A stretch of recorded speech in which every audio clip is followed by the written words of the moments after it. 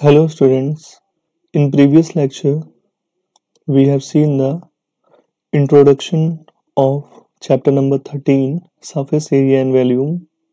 Okay वहाँ पे हमने समझा था कि आपके 3D फिगर्स क्या होते हैं, ठीक है। सरफेस एरिया एंड वॉल्यूम आपका चैप्टर है, ठीक है। वहाँ पे प्रीवियस लेक्चर में हमने 2D फिगर पे बात किया था, 3D फिगर पे बात किया था, वॉल्यूम क्या होता है इस पे बात किया था, ठीक है। तो जो आज हमारा डिस्कशन का टॉपिक है वो है कि आपके चैप्टर में कितने प्रकार के 3D फिगर्स हैं, ठीक है। आपके चैप्टर में जितने भी प्रकार के 3D फिगर्स हैं हम एक एक करके सभी 3D फिगर्स पे बात करेंगे और उनको डेप्थ में समझेंगे, ठीक है। तो जो आपका सबसे पहला 3D फिगर है वो है क्यूबॉइड, ठीक है। क्यूबॉइड क्या है? It is a 3-dimensional figure which is formed by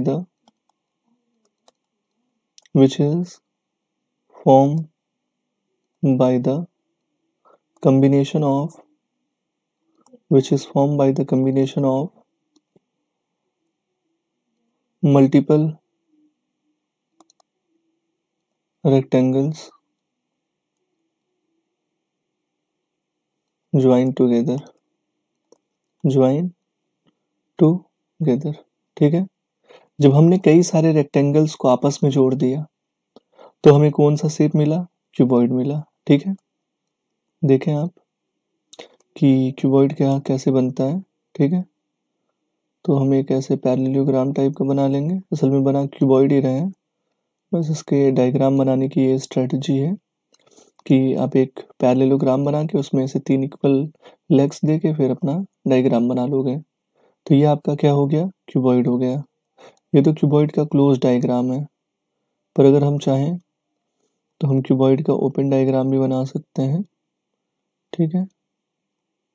कुछ इस तरीके से आप यहाँ पे, है ना,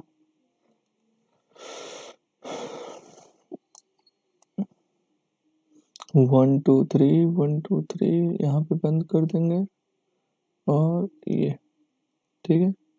कुछ इस तरीके से हमने कई सारे रेक्टेंगल्स को बगल बगल में लगा दिया है, ठीक है। डायग्राम तो उतना अच्छा नहीं है बट आप समझ सकते हैं इस डायग्राम को, ठीक है। तो यहाँ पे मैंने कई सारे रेक्टेंगल्स को यूज किए, तो नोट में लिखना कि आपकी क्यूबॉइड में cuboid is made up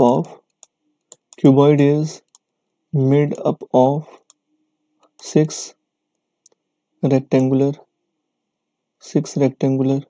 faces, ठीक है। कितने रेक्टेंगुलर फेसेस से मिलके बना होता है? 6 रेक्टेंगुलर फेसेस से मिलके बना होता है, वेयर जहाँ पे each opposite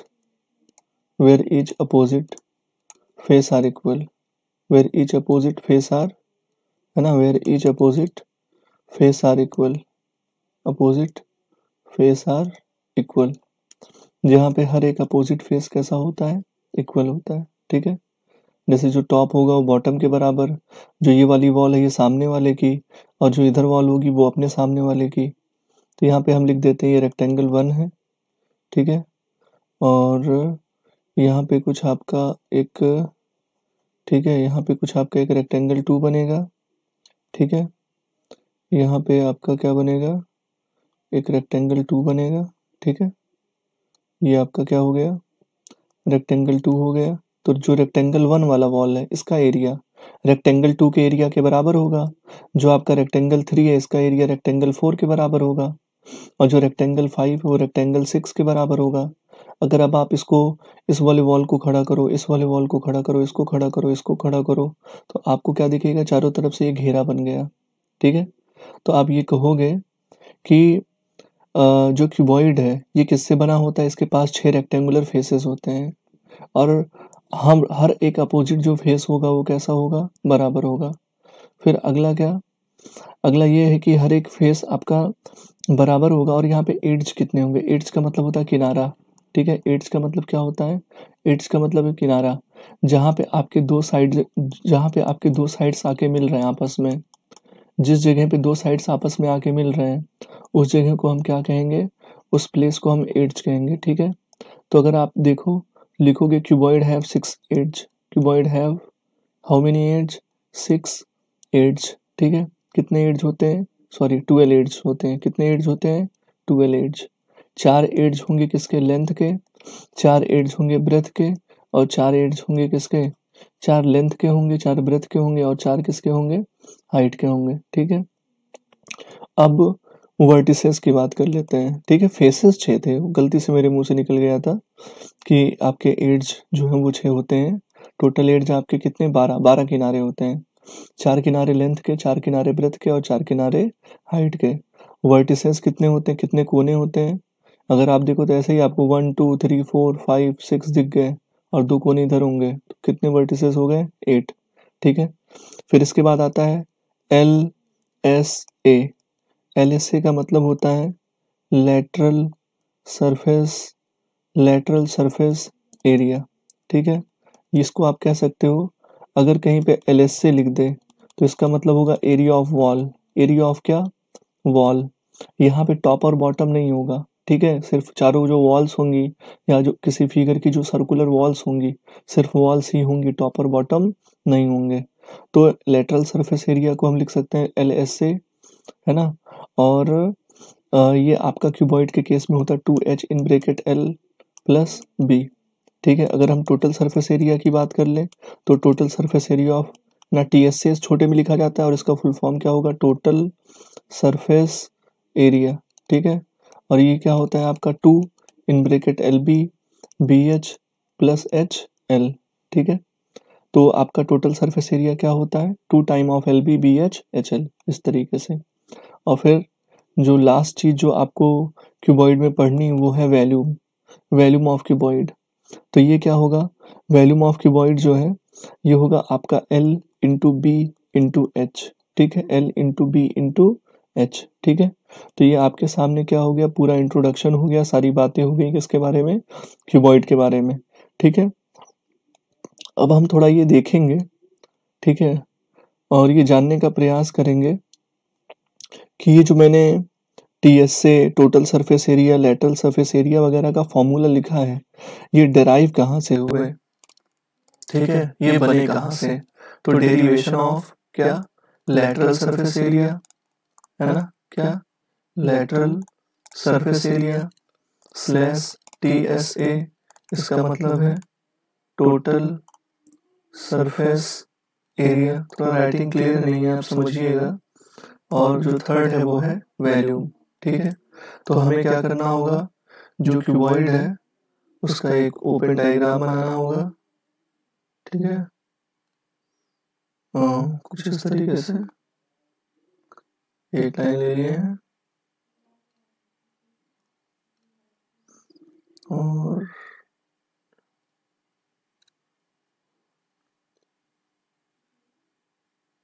मान लीजिए कि मैंने यहाँ पे कितने रेक्टेंगल्स ले लिए? 1 2 3 4 रेक्टेंगल्स। फिर एक बंद करके वापस से कितने का? 1 2 3 और 1 4, ठीक है। कुछ इस तरीके से हम जो क्यूबॉइड है उसका क्या करेंगे? ओपन डायग्राम बनाने का कोशिश कर रहे हैं, ठीक है। तो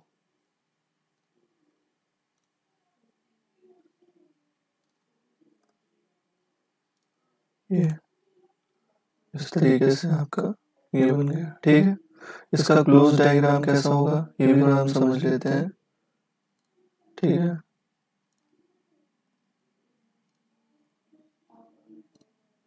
ये आपका क्यूबॉइड का क्या हो गया? क्लोज डायग्राम है, ठीक है। ये आपके क्यूबॉइड का क्या है? क्लोज डायग्राम हो गया, ठीक है। और अब यहाँ पे हम मार्क कर देते हैं, ये आपका R1 होगा। R1 का एरिया R2 के बराबर होगा, ठीक है। और ये होगा आपका R3, R3 का एरिया R4 के बराबर होगा। और यहाँ पे याद रखना कि R1, R2, R3, R4 R walls. ये क्या है? वॉल है।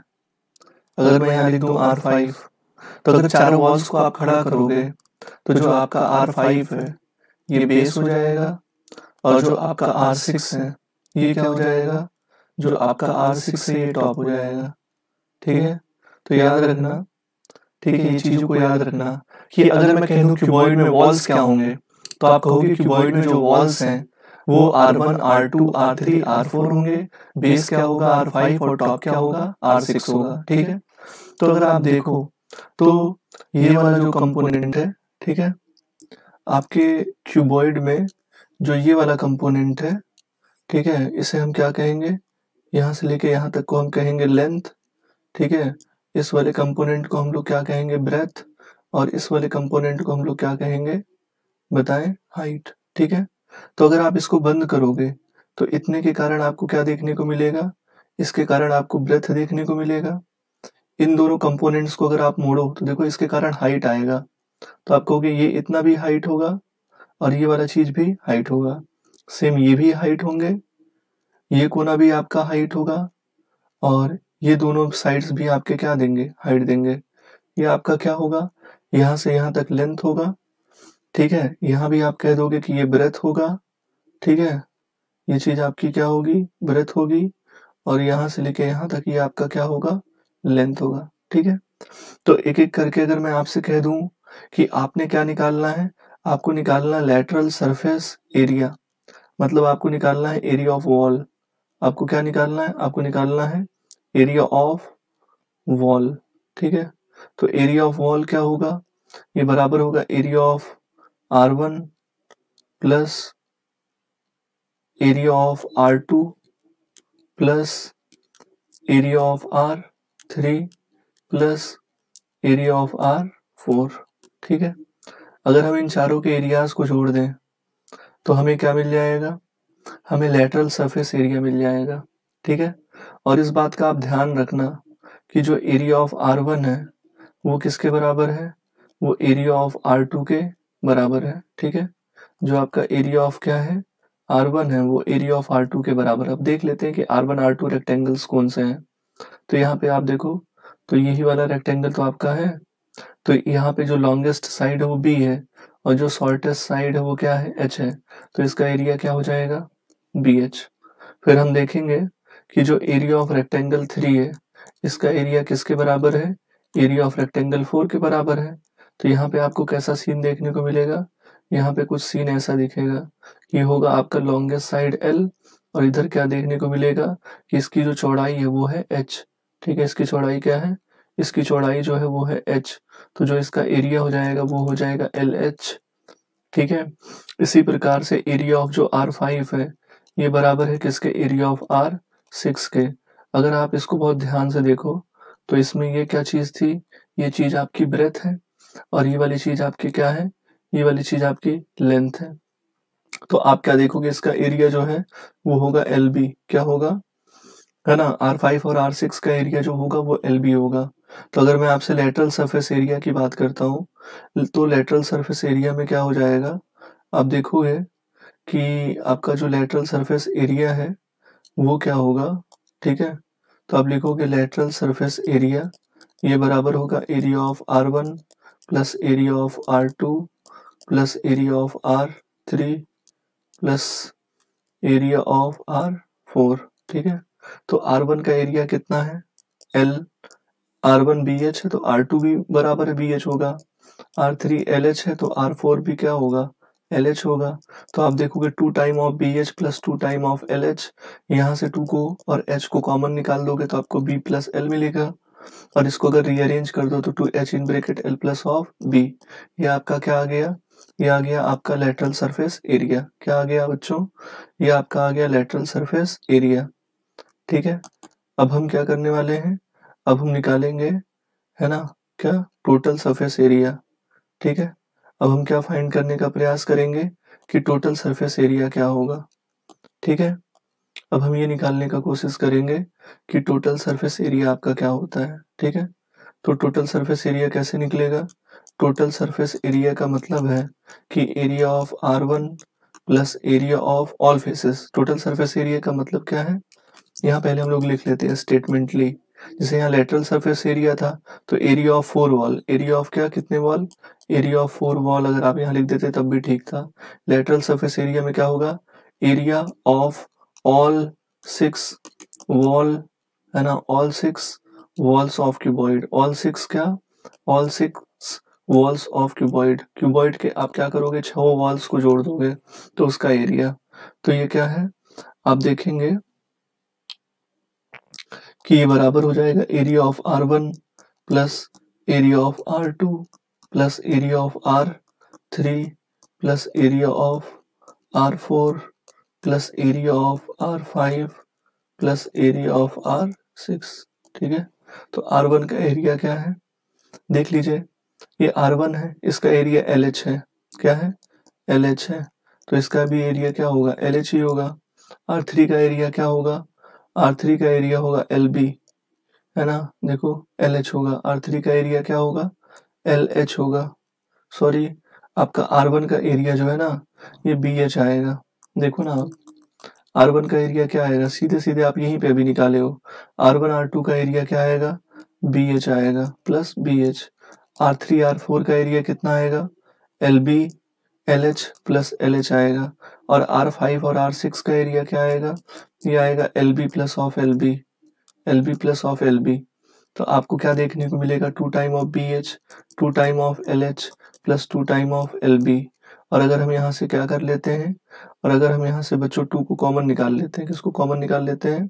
अगर यहाँ से हम क्या करते हैं, 2 को कॉमन निकाल लें तो total surface area of cuboid, total surface area of cuboid क्या होगा? 2 कॉमन निकलेगा तो LB BH और आपको क्या मिलेगा? HL, ठीक है। तो हमने अभी तक क्या बना लिया बच्चों? अभी तक हमने क्या क्या डिराइव कर लिया? अभी तक हमने डिराइव कर लिया, क्या कहते हैं आपका, टोटल सरफेस एरिया का फॉर्मूला एक तो बनाया, ठीक है। टोटल सरफेस एरिया में हमने क्या देखा कि जो आपके 6 वॉल्स थे, ठीक है, जो आपके क्या है, जो ऑल 6 वॉल्स हैं, हमने उन सब का एरिया निकाल दिया तो टोटल सरफेस एरिया निकल आया।